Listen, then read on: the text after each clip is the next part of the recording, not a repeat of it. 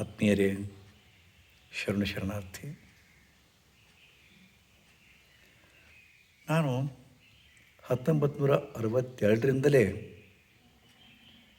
ಈ ಯೋಗ ವಿದ್ಯೆಯನ್ನು ನನ್ನ ಗೆಳೆಯರಿಗೆ ಕಲಿಸುವುದರೊಂದಿಗೆ ಶುರು ಮಾಡಿ ಇದುವರೆಗೆ ಈ ವಿದ್ಯೆಯನ್ನು ಕಲಿಸ್ತಾನೇ ಇದ್ದೇನೆ. ಸ್ವಲ್ಪ ಹೀಗೆ ಶಿವಾವಲೋಕನ ಮಾಡಿಕೊಂಡಾಗ 1975ರಿಂದ 2015ನೇ ಇಸ್ವಿವರೆಗೂ ನಾನು ಏನು ಕಲಿಸಿದ್ದೀನಿ ಯೋಗ ವಿದ್ಯೆಯನ್ನು, ಅದನ್ನೆಲ್ಲ ನೋಡಿಕೊಂಡ್ರಪ್ಪ ಅಂತಂದ್ರೆ ಅದು ಸುವರ್ಣ ಕಾಲ ಅನ್ನಿಸ್ತದೆ. ಅತ್ಯಂತ ಉಚ್ಛ್ರಾಯ ಕಾಲ, ಭಾಳ ಅತ್ಯಂತ ಕೀರ್ತಿ, ಯಶಸ್ಸು, ಪ್ರಸಿದ್ಧಿ, ಜನಪ್ರಿಯತೆಯನ್ನು ಈ 40 ವರ್ಷದೊಳಗೆ ನಾನು ಗಳಿಸಿದೆ.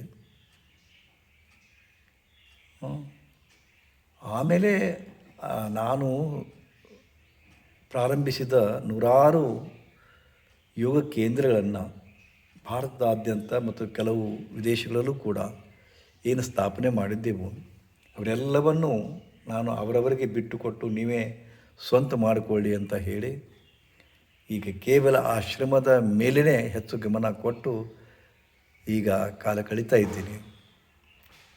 ಈ ಪೀಠಿಗೆ ಯಾಕೆ ಹಾಕಿದ್ನಪ್ಪ ಅಂತಂದ್ರೆ 1975ರಿಂದ 2015ರವರೆಗೂ ನಾವೇನು ಯೋಗ ವಿದ್ಯೆಯನ್ನು ಕಲಿಸ್ತಾ ಇದ್ದೆವು, ನೂರಾರು ಕೇಂದ್ರಗಳನ್ನು ಸ್ಥಾಪನೆ ಮಾಡಿಕೊಂಡು ನೂರಾರು ಗುರುಗಳನ್ನು ಅಲ್ಲಿ ಇಟ್ಟು ಅವರ ಮೂಲಕ ಯೋಗ ವಿದ್ಯೆಯ ಪ್ರಚಾರವನ್ನು ಮಾಡ್ತಾಯಿದ್ದೆವು. ಆವಾಗ ನಮ್ಮದೇ ಆದಂಥ ಒಂದು ಫ್ರೇಮ್ವರ್ಕ್ ಇತ್ತು ಕಲಿಸ್ತಕ್ಕಂಥದ್ದು. ಯೋಗಾಸನ, ಪ್ರಾಣಾಯಾಮ, ಧ್ಯಾನ, ಭಜನ್, ಕೀರ್ತನೆ, ಅನೇಕ ಹೀಲಿಂಗ್ ಟೆಕ್ನಾಲಜಿ, ಹೀಗೆ ಆವಾಗ ಒಂದು ಭಜನೆಯನ್ನು ನಾವು ಅನಿಸ್ತಾ ಇದ್ದೆವು. ವಿಶೇಷವಾಗಿ ಮಹಾರಾಷ್ಟ್ರದೊಳಗೆ ಮರಾಠಿ ಮತ್ತು ಹಿಂದಿ ಭಜನೆಗಳನ್ನು, ಕರ್ನಾಟಕದೊಳಗೆ ಕನ್ನಡ ಭಜನೆಗಳನ್ನು ಹಾಡಿಸ್ತಾ ಇದ್ದೆವು. ತುಂಬ ಅದ್ಭುತವಾಗಿ ಜನ ಸಾಧಕರು ಹಾಡ್ತಾಯಿದ್ರು, ಅದರೊಳಗೆ ಮುಳುಗಿ ಹೇಳ್ತಾಯಿದ್ರು. ಮತ್ತು ಆ ಅರ್ಥಗರ್ಭಿತವಾದ ಆ ಭಜನೆಗಳನ್ನು ಹಾಡ್ತಾ ಕಣ್ಣೀರು ಹಾಕ್ತಾಯಿದ್ರು, ಭಾವುಕರಾಗ್ತಾಯಿದ್ರು. ಅದರೊಳಗೆ ಒಂದು ಗೀತೆ ನನಗಿನ್ನೂ ಕೂಡ ಬಹಳ ಮನಸ್ಸಿನಲ್ಲಿ ಉಳಿದ್ಬಿಟ್ಟದ. ಅದು ಆ್ಯಕ್ಚುಲಿ ಒಂದು ಹಿಂದಿ ಗೀತೆಯ ಧಾಟಿಯನ್ನು ಹೊಂದಿಕೊಂಡಂತೆ ಅವರು ರಚಿಸಿದರು.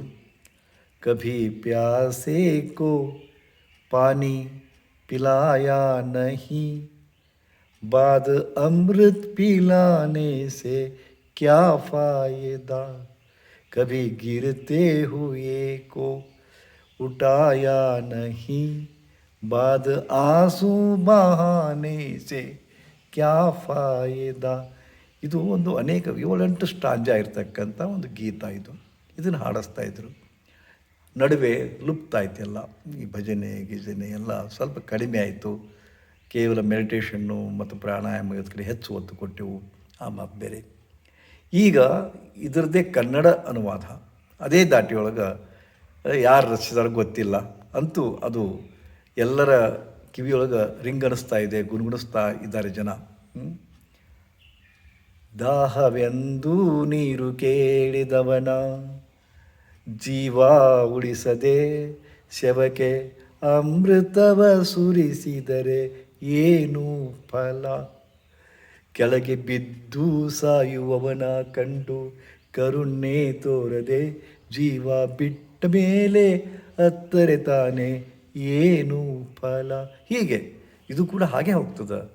ಜನ್ಮ ಕೊಟ್ಟವರ ನಿಜ ಸೇವೆ ನೀ ಮಾಡದೆ ನಿತ್ಯ ಶಿವ ಪೂಜೆ ಮಾಡಿದರೆ ಏನು ಫಲ.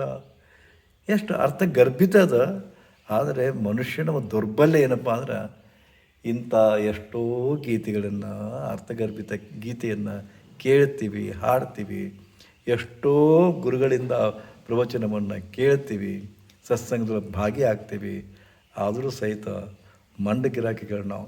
ಅದು ಆ ಕ್ಷಣಕ್ಕೆ ನಮಗೆ ಅದು ಒಂಥರ ಆ, ಆ, ಏನು ನಮಗೆ ಮುದ ಕೊಟ್ಟರೆ ಅಥವಾ ಆ ಕಡೆ ಸ್ವಲ್ಪ ಗಮನ ಕೊಟ್ಟು ಒಂದು ಸ್ಥಿತಿ ಬಂದರೆ ಮುಂದೆ ಕೆಲವೇ ಕ್ಷಣದಲ್ಲಿ ಮತ್ತೆ ಅದನ್ನು ಮರೆತು ಬಿಡ್ತೀವಿ. ಹಾಗೇ ಆಗ್ತಾಯಿದೆ. ಇದನ್ನು ಅರ್ಥಗರ್ಭಿತ ಮತ್ತು ಈ ಗೀತೆಯ ಬಗ್ಗೆ ನಾನು ಯಾಕೆ ಮಾತಾಡ್ಲಿಕ್ಕೆ ಇಷ್ಟಪಡ್ತೀನಪ್ಪ ಅಂದ್ರೆ, ಎಷ್ಟೋ ಜನ ನಾವು ನಮ್ಮ ಸಂಸಾರದೊಳಗೆ ನಮ್ಮ ಬದುಕನ್ನು ಸಾರ್ಥಕ್ಯಗೊಳಿಸುವ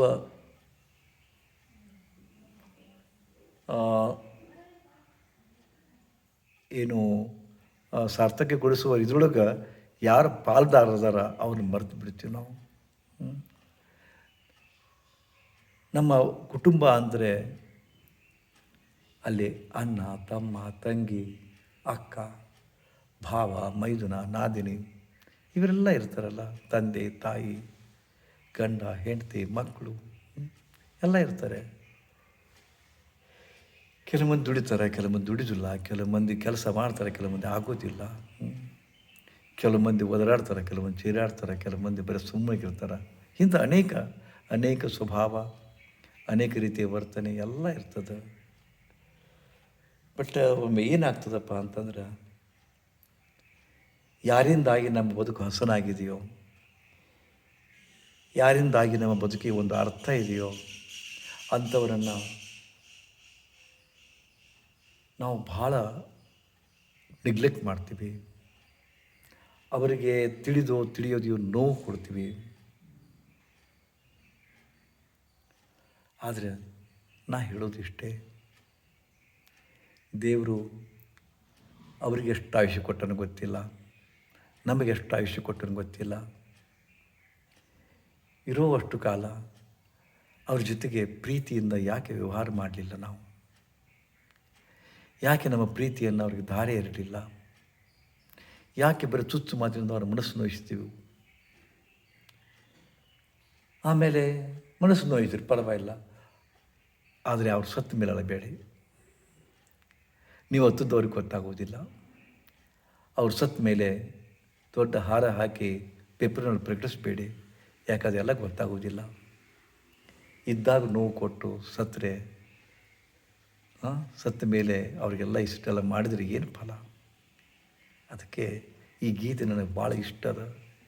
ಯಾವಾಗ ಒಬ್ಬ ದಾಹದ ನೀರು ಹಾಕ್ರಿ ಅಂತ ಬೇಡ್ಕೊಂಡಾಗ ನೀರು ಕೊಡದೆ ಹೋಗ್ತೀವಿ. ಆದರೆ ಸತ್ತಾಗ ಅಯ್ಯೋ ನಾನು ನೀರು ಕೊಡಲಿಲ್ಲ ಅಂತ ಬರೀ ಪಶ್ಚಾತ್ತಾಪ ಪಡೋದು ಬೇಡಕ್ಕಾಗಿಲ್ಲ, ಕೊಟ್ಬಿಡಿ ಅಲ್ಲ.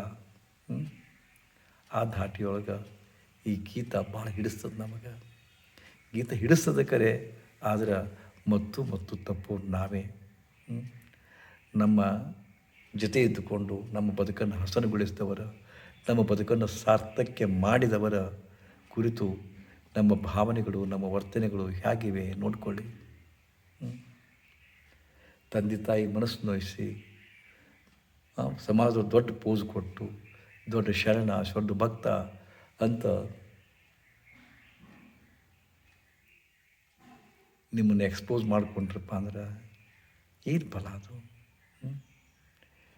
ಹಡೆದಂಥ ತಂದೆ ತಾಯಿಯರ ಮನಸ್ಸು ನೋಯಿಸಿದವ ಏನು ತಾನೇ ಸಾಧಿಸಬಲ್ಲ? ಕಾರಣ ಇದು ಅರ್ಥೈಸ್ಬೇಕೋಬೇಕಾಗಿತ್ತು. ಯಾಕಂದರೆ ಒಂದೊಂದು ಮನೆ ನೋಡ್ತೀನಿ ನಾನು, ಹೆಂಡತಿ ಭಾಳ ಸಾಧ್ವಿ ಇರ್ತಾಳೆ, ವಿನಯಸಿರಿ ಇರ್ತಾಳೆ, ಸಮಾಧಾನ ಇರ್ತಾಳೆ, ಗಂಡರ ಹರಕಿರ್ತಾನೆ, ಇಷ್ಟು ಚುಚ್ಚು ಮಾತಿನಿಂದ ನೋಯಿಸ್ತಾನ. ಆಕೆಗೆ ಏನೋ ಒಂದು ತೊಂದರೆ ಆಗಿ ಅಥವಾ ಅದರ ಆರೋಗ್ಯ ಕೆಟ್ಟು ಅಥವಾ ಆಕ್ಸಿಡೆಂಟಲ್ಲಿ ಸತ್ತು ಹೋಗ್ತಾಳೆ. ಆವಾಗ ಕೂತ್ಕೊಂಡು ಇವತ್ತು ಪಶ್ಚಾತ್ತಾಪ ಪಡ್ತಾನೆ. ಅವಳಿದ್ದಾಗ ನಾವು ಸ್ವಲ್ಪ ಪ್ರೀತಿ ಕೊಟ್ಟಿಲ್ಲ, ಅವಳಿದ್ದಾಗ ಮನಸ್ಸು ನೋಯಿಸಿದೆ ಅಂತ ಈಗ ಹಳಹಳಿಸಿದ್ರಪ್ಪ ಅಂದ್ರೆ ಏನು ಪ್ರಯೋಜನ ರೀ? ಏನು ಪ್ರಯೋಜನ? ಇದು ಮತ್ತೊಬ್ಬರ ಜೊತೆಗಲ್ಲ, ನಿಮ್ಮ ಜೊತೆಗೇ ನೀವು ಹಿಂಗೆ ಮಾಡ್ಕೊತಾ ಇದ್ದೀರಿ. ಈಗ ನೀವು ಆರೋಗ್ಯವಾಗಿದ್ದೀರಿ, ಚೆನ್ನಾಗೇ ಇದ್ದೀರಿ, ನಿಮಗೇನೂ ತೊಂದರೆ ಇಲ್ಲ, ಆರೋಗ್ಯದ ತೊಂದರೆಯೂ ಇಲ್ಲ, ಯಾವ ಭಾವನಾತ್ಮಕ ಮಾನಸಿಕ ತೊಂದರೆಯೂ ಇಲ್ಲ, ಭಾಳ ಲರಿಯೊಳಗಿದ್ದೀರಿ. ನೀವು ಹೇಳಿದಂತೆ ಎಲ್ಲ ಆಗ್ತದೆ, ಸಾಕಷ್ಟು ಗಳಿಸಿದ್ದೀರಿ, ಅರಮನೆ ಅಂತ ಮನೆ ಕಟ್ಟಿದ್ದೀರಿ, ಎಲ್ಲ ಸರಿನೇ ಅದು. ಆದ್ರೆ ನೀವು ಮತ್ತೊಬ್ಬರನ್ನ ಮರೆಯೋದು ಬಿಡಿ, ನಿಮ್ಮನ್ನು ನೀವೇ ಮರೆತುಕೊಳ್ತಾ ಇದ್ದೀರಿ. ನಿಮ್ಮ ಆರೋಗ್ಯ ಸಣ್ಣಗೆ ಹದಗೆಡೋದು ನಿಮ್ಗೆ ಗೊತ್ತೇನೇ ಆಗ್ತಾಯಿಲ್ಲ. ಅದಕ್ಕೆ ಸಿಕ್ಕದ್ದು ಹೊಳಕ್ಕೆ ಹಾಕ್ತೀರಿ, ಸಿಕ್ಕದ್ದು ತಿಂತೀರಿ, ಸಿಕ್ಕದ್ದು ಶೆರೆ ಕುಡಿತೀರಿ, ತಂಬಾಕು ತಿಂತೀರಿ, ಗುಟ್ಕಾ ಹಾಕ್ತೀರಿ, ಆಲ್ಕೋಹಾಲ್ ತೊಗೊತೀರಿ. ಏನೆಲ್ಲ ಮಾಡ್ತೀರಲ್ಲ. ಆವಾಗ ನಿಮ್ಮ ಮೇಲೆ ನಿಮಗೆ ಕರುಣೆ ಬರೋದಿಲ್ಲ. ಏನು ನಾನು ಏನು ಕುಡಿತಾ ಇದ್ದೀನಿ ಅದು ಹೋಗಿ ಒಳಗಡೆ ನನಗೆ ಏನು ಮಾಡ್ತದೆ, ನನ್ನ ಆರೋಗ್ಯ ಹೆಂಗಿರ್ತದೆ ಅಂತ ತೊಗೊಂಡ್ರಪ್ಪ ಅಂದ್ರೆ ಒಮ್ಮೆಲೆ ಖಬರ್ ಬರಬಾರ್ದು. ಏನು ನಿಮಗೆ ನಿಮ್ಮ ಹೊಟ್ಟೆಯ ಮೇಲೇ ನಿಮಗೆ ಖಬರಿಲ್ಲ, ನಿಮ್ಮ ಆರೋಗ್ಯದ ಬಗ್ಗೆಗೇ ನಿಮ್ಗೆ ಖಬರಿಲ್ಲ. ಯಾಕಪ್ಪ ಅಂದ್ರೆ ಅದು ಸರಿ ಐತಲ್ಲ. ಆರೋಗ್ಯ ಸರಿ ಇದ್ದಾಗ ಯಾರಿಗೂ ಕಲ್ಪನೆನೇ ಬರುತ್ತಿಲ್ಲ. ಎಲ್ಲ ನಾವು ಪಶ್ಚಾತ್ತಾಪ ಪಡೋದು ಅದಕ್ಕೆ ಕೆಡಬೇಕು, ಆರೋಗ್ಯ ಕೆಡಬೇಕು, ಹಲ್ಲು ಬೀಳಬೇಕು, ಕಣ್ಣು ಕಾಣಿಸ್ತಂತಾಗಬೇಕು, ನಡೆಯೋದಂಗೆ ಲುಟು ಅಡ್ಡಾಡ್ತೀವಲ್ಲ, ಅಡ್ಡಾಡ್ದಂಗೆ ಮೊಣಕಾಲು ನೋವು ಬರಬೇಕು, ಮೆಟ್ಲು ಹತ್ತಲಿಕ್ಕೆ ಬರಬಾರ್ದು. ಇಂಥ ಸ್ಥಿತಿಯೊಳಗೆ ಕಳೆದು ಹೋದ ಆ ದಿನಗಳನ್ನು ನಡೆಸ್ಕೊತೀವಿ ನಾವು. ನಾನು ಹಾಗೆ ಮಾಡಬಾರ್ದಾಗಿತ್ತು ಅಂತ ತಿಳ್ಕೊಂಡು, ನಾನು ವ್ಯಾಯಾಮ ಮಾಡಬೇಕಾಗಿತ್ತು, ಆಸನ ಹಾಕಬೇಕಾಗಿತ್ತು, ದಿನಾಲು ವಾಕಿಂಗ್ ಹೋಗಬೇಕಾಗಿತ್ತು. ಹೀಗೆ ಪಶ್ಚಾತ್ತಾಪದಲ್ಲಿ ತಪ್ಪು ಮಾಡೋದು, ಮರೆಯೋದು, ಪಶ್ಚಾತ್ತಾಪ ಪಡೋದು ಇದೇ ಮನುಷ್ಯನ ಗುಣಧರ್ಮ ಆಗಿದೆ. ಕಾರಣ ಯಾವಾಗಲೂ ಎಚ್ಚರಿಕೆಯ ಭಾವದೊಳಗೆ ನಾವಿರಬೇಕು.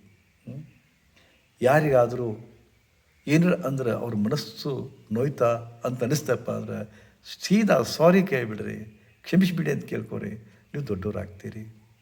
ಅಟ್ಲೀಸ್ಟ್ ಅವ್ರ ಮನಸ್ಸಿಗೆ ಏನೋ ಒಂದು ಕೋಪದ ಭರದೊಳಗೆ ಏನೋ ಒಂದು ಅಂದಿರ್ಬೋದು, ಬಟ್ ಅದನ್ನು ನೀವೇ ಅನಲೈಸ್ ಮಾಡಿಕೊಂಡು ಅವ್ರ ಮನಸ್ಸು ನೋಯಿಸ್ಬಿಟ್ಟೆ, ಹಂಗೆ ಗೊತ್ತಾಯ್ತಲ್ಲ, ತಪ್ಪು ಗೊತ್ತಾಯ್ತಲ್ಲ, ಕ್ಷಮಾ ಕೇಳಿಬಿಟ್ರಲ್ಲ, ಅದರಿಂದ ಅವ್ರಿಗೆ ಸಮಾಧಾನ ಆಗುತ್ತೆ. ಅಟ್ಲೀಸ್ಟ್ ನಿಮಗೂ ಕೂಡ ಸಮಾಧಾನ ಆಗುತ್ತೆ. ಅದು ಆ ದಿಶೆಯೊಳಗೆ ಇಷ್ಟು ಸಣ್ಣದನ್ನು ನಾವು ಮಾಡೋದಿಲ್ಲ ಅಷ್ಟೇ. ಯಾಕಂದ್ರೆ ನನ್ನ ದಿಮಾಕದ, ಅಹಂಕಾರದ, ಸೊಕ್ಕದ, ಗರ್ವದ ಅದನ್ನು ಮಾಡಿಸಿಕೊಡೋದಿಲ್ಲ. ಕಾರಣ ಪಶ್ಚಾತ್ತಾಪ ಪಡೋಕ್ಕಿಂತ ಮುಂಚೆ ನಿಮ್ಮ ತಪ್ಪುಗಳನ್ನ ಅರ್ಥ ಮಾಡಿಕೊಂಡು ಬದುಕಿದ್ರಪ್ಪ ಅಂದರೆ ಎಷ್ಟು ಚೆನ್ನಾಗಿರುತ್ತಲ್ಲ.